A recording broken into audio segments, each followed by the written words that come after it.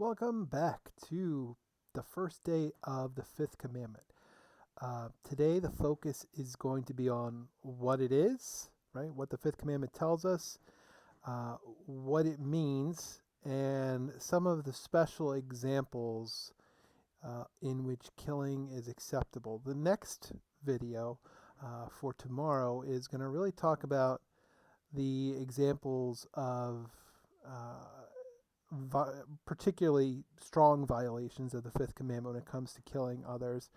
We're going to talk about abortion and some of the other issues that would be violations of the fifth commandment. So first and foremost, what does the fifth commandment teach us? It teaches us that you shall not kill. Now, as I said in class today, when we talk about positive and negative prohibitions, right? The fifth commandment is a prime example of a negative commandment. Not that it's bad, but that it's telling us not to do something. It's a prohibition, okay? As opposed to something that we should do, which is a positive commandment. So, for example, you shall love the Lord your God with all your heart, all your mind, and all your soul, or honor your mother and father. Those are positive commandments. You shall not. Now, the majority of the remaining commandments, I think all of them, if I remember off the top of my head, and I'm old, so I forget these things, but I'm 90% sure that the rest of the commandments are prohibitions that are negative in nature. Having said that, I'm going to give you the kind of positive understanding of these commandments, okay? So, you shall not kill. Sometimes it is translated to you shall not commit murder, right? And we see the kind of teachings all the way back from, Cain and Abel, right? And the Old Testament teaches us that murder is a pretty direct result of original sin and arises out of anger. We see the anger of Cain and Abel in Genesis chapter 4. And what we see time and time again is that murder is something that destroys human dignity. It is a lack of recognition of human dignity. So at its core, like all the rest of these commandments that are about neighbor, about yourself, this one is about how do we protect the dignity, the humanness of the people that we meet. So a way to look at this particular commandment, instead of you shall not kill, which is kind of the lowest bar possible to set, like when you woke up this morning, I would imagine most of you didn't kill anybody. Hooray! You fulfilled the fifth commandment. Well, maybe not, right? You met the bare minimum requirement, but we're asked to go above and beyond that by Christ, right? So to do that, to really understand that, we have to give it its positive context or positive framework, right? You shall not kill really means you shall what? You shall love. You shall protect, you shall defend, you shall honor, you shall respect human life, right? And if you ask yourself that question, did I defend? Did I esteem, respect, honor? Did I love the people that I encountered today? If you answered no to every person, or even some, or even one, then you failed in some way in carrying out the fifth commandment. Okay? So, when we look at the fifth commandment, we are called to love, respect, cherish, defend life when we encounter it. However, it's important to understand you shall not kill doesn't mean that there aren't times where killing is morally acceptable. It's not like when I say morally acceptable, I mean it's what we want to do. It's the best possible course of action. It might be the only course of action, right? But it's never the preferred course of action if there's alternatives that don't involve ending someone's life, okay? Now, when we talk about killing, right, the Bible doesn't condemn all killing. Killing in self-defense, right, is morally acceptable or morally permissible if you're protecting your own life or the lives of people around you. And that idea of self-defense is justifiable because your intention is not actually murder, but the defense of life. Okay, self-defense, defense of life.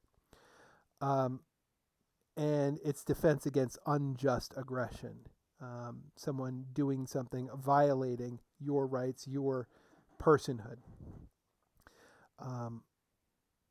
And again, we need to understand, even in those cases, the taking of that other person's life is only permitted, right? Not directly willed or sought. If they die in your defense, then they die while you're defending yourself. But if you're seeking to kill them, that's no longer self-defense. That is murder. Okay? So the church teaches that public authorities have the right and duty as their job to protect the individuals and the common good in times to use the death penalty or defensive war, right? So these are two kind of, I don't want to say exceptions, but two times where self-defense in terms of taking another's life is morally acceptable, right? So when we talk about the death penalty being morally acceptable, that's where it comes from. When we talk about soldiers fighting in wars, that's where it comes from. Now, there's particular conditions that have to apply. I'm going to mention those very quickly before I call it a day, right? And just to make sure you're paying attention, anybody that makes a comment below at some point and just says, what should we say? The death penalty is morally acceptable, and then gives a reason for it. One of the reasons that I'll give you 5 bonus points on your test. We'll really see who's actually paying attention to these videos, won't we? Now, moving on to the actual reasons that you're going to give in your comment. In terms of capital punishment, right? We have to understand the reason why, right? Bloodless means of protecting the common good of all people is always the preferred method, right? But there are sometimes people in the course of human history who are such a danger to society at large that for the good of all, they need to be put to death, right? In the world that we live in 2020, in the United States, in a first world country, most of the conditions that apply for just use of capital punishment don't exist, right? It's hard to really morally justify capital punishment where we are. I can't say that's universally true on earth. There are places where, for example, in the United States, we have a correctional system. While flawed, it is very good at making sure that the people that are incarcerated stay incarcerated and are not a danger to society at large when they're locked up, right? That's not always true depending on where you go. Okay, but the U.S. Is not the rule, right? I wouldn't say we're the exception. We're kind of right in the middle of the road as far as the ability to really justify the use of capital punishment. But here's the deal. When it comes to punishment, right? Criminals do, out of justice, merit punishment for crimes, right? And when we talk about punishment, there are 3 reasons for it. Okay? To fix the problem that their crime has caused. That is, as your book says, to set right the disorder caused by criminal offenses. But it means to make good for what they've done. Second, to preserve public order, to keep the peace, right? So to fix their crimes, to make good, to balance the scales, to keep the public order so that other people don't do stuff that's damaging, right? So, for example, it's an example to others not to do that thing. And the third is personal safety, right? And that is to say, to correct the offender, right? It's why we call it a correctional facility. When we talk about prisons, they used to be called penitentiaries, penitents, right? We talk about penance earlier in the year. Penance is doing good acts. So, threefold purpose: punishment, protection, penance, right? 3 P's. Punishment, protection, penance. However, if we look at it, it's really difficult to reconcile the death penalty with a consistent respect for life ethic that we as Catholics are supposed to have across the board. We love and respect life in all shapes, sizes, colors, creeds, etc., etc., etc. And so when we look at it, we have to understand that it is going to take a couple of really big things for capital punishment to be justifiable, right? And while punishment, protection, and penance are good, which one of those is never going to really kind of happen if you inflict capital punishment? And it's the third one, penance, right? Hard to make good for your bad actions if you're dead. Okay. The Catholic bishops issued a document called A Culture of Life and the Penalty of Death. And in it, they laid out a couple of the reasons why capital punishment is something that we should avoid if possible. And those bullet points are on page 199. The sanction of death, when it is not necessary to protect society, violates respect for human life and dignity, which is pretty obvious. The second, state-sanctioned killing in our names diminishes all of us. In what they're saying there is that when the state is killing for us, they are really killing for us, even though we might not look at it as us having a hand pulling the lever that electrocutes or poisons or gases or whatever the person. That's what it does in essence, in reality. Its application is deeply flawed, and that's absolutely true. What we see is there is a improportionate amount of people of color who face capital punishment versus non-people of color. And more importantly, that once it's done, it's done. If we see exculpatory evidence that proves the person is innocent and they've been killed by the state, guess what? The fact that they're innocent, it's really kind of irrelevant because they're dead. They can't appreciate the fact and be set free. So it's a permanent solution. And the reality is we have other ways to punish criminals and protect society. In particular, we have a pretty stout penal system that keeps people incarcerated. So, yes, capital punishment is theoretically morally justifiable, but in practice, at least in the United States, it's probably not the proper course of action. There are probably other methods that are more appropriate to use. Just war. I'm going to go through this very quickly and then we'll call it a day. Just war, it follows the same logic of just defense. You're defending your lives. So there are conditions that need to be present for just war to really apply. There's 5, right? Self-defense, last resort, probability of success,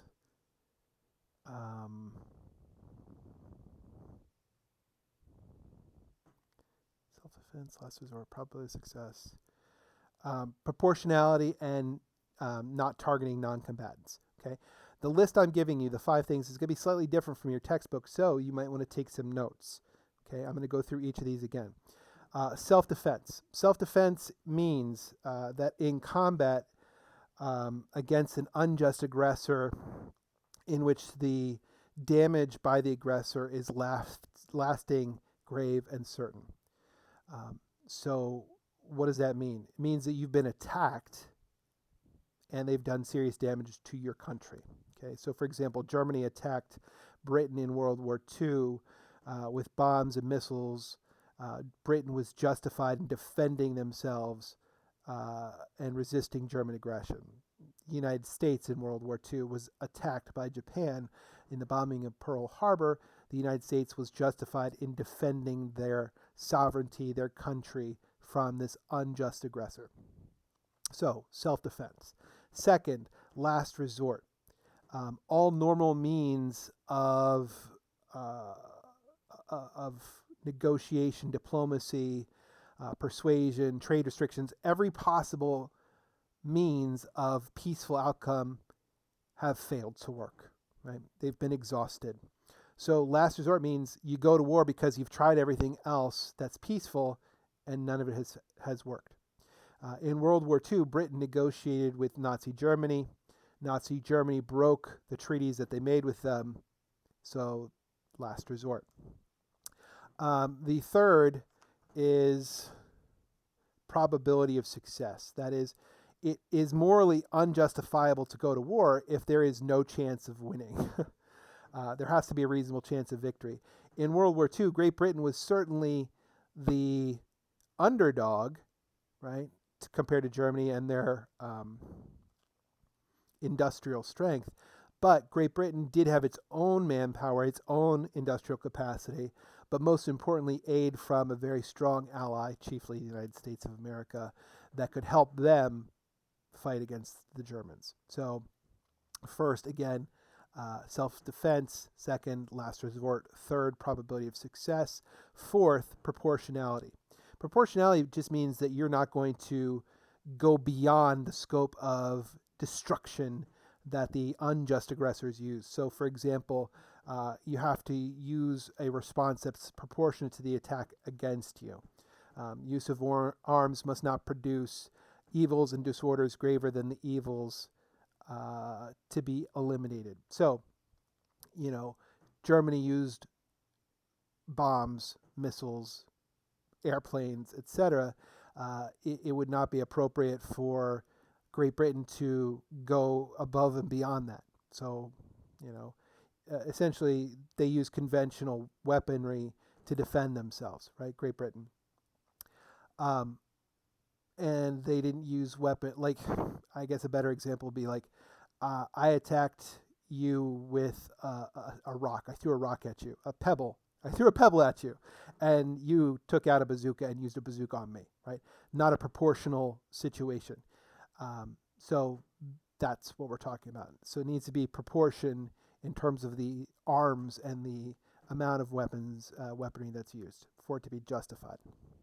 So again, self-defense, last resort, probability of success, proportionality, and fifth and finally, we have non-combatants. And that's really simple. Your war that you're waging cannot target civilians and non-combatants. Period. The end. Right? You cannot attack people that are not actually fighting. And so this is one of those things that when we look at the United States in World War II, we're kind of guilty of this, right? In some bombing campaigns, the Allies bombed cities indiscriminately in an effort to break the German population's will to fight, Japanese's will to fight. Most of you are familiar, or at least passingly familiar, with the U.S. dropping the atom bomb on Nagasaki and Hiroshima to end World War II. But the U.S. also firebombed parts of Germany. And I was there in the 90s, many years ago. But still, like 50 years after the end of World War II, in the city called Dresden, which was firebombed by the Allies, and it was still 50 years later, parts of it still leveled, right? So you need to make sure that you don't target non-civilians and non-combatants, and the Allies did, right? And it was effective, but it was not morally justifiable. Okay, we'll pick up tomorrow with more about the fifth commandment. Hopefully you paid attention to the whole video. Hopefully you can give me a reason or some reasons why. Well, I'm not going to say because I told you earlier in the video what to look for and what to do. Maybe you'll do it. Maybe you'll get yourself some points. Love you guys. See you guys. Have a great day.